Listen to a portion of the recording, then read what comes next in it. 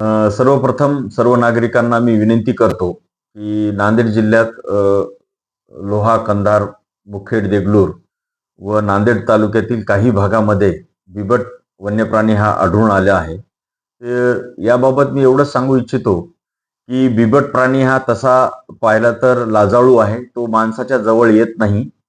आणि चुकून कधी आपली त्याच्याशी दिसला तर मी सर्वांना विनंती करतो की आपण आहे त्या ठिकाणी स्तब्ध राहणे, हात वरी करून थोडं आरडाओरड करणे आणि त्यामुळे तो बिबट प्राणी निघून जाईल.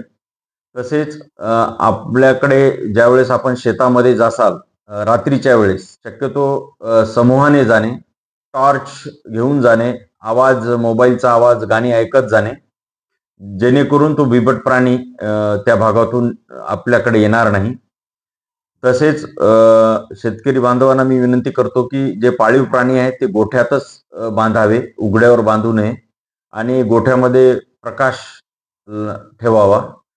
त्याच्यानंतर उघड्यावर शेतामध्ये जागली करता झोपू नये आणि फारच गरज असेल तर मचानवर लाईट लावून समूहाने झोपावे.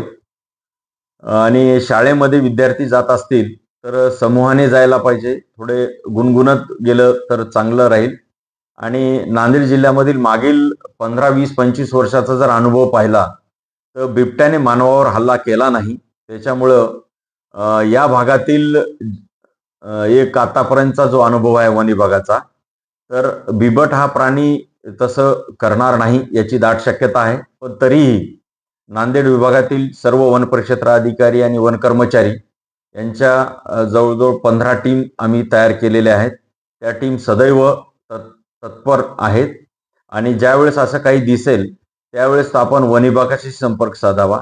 याच एक मुद्दा म्हणून मला सांगायचं आहे आपल्याला सर्वांना की बरेच काही लोक फेक व्हिडिओ करतायत आणि तोच व्हिडिओ दाखवतायत की हा इथं आला तिथं आला. जोपर्यंत वन विभाग बिबट्याची पुष्टी करत नाही तोपर्यंत कोणत्याही व्हिडिओवर नागरिकांनी विश्वास ठेवू नये असं मी सर्वांना विनंती करतो. तुम्ही पाहत आहात महाराष्ट्राच्या कुशीतलं GK न्यूज मराठी. सात जनतेची, भूमी महाराष्ट्राची.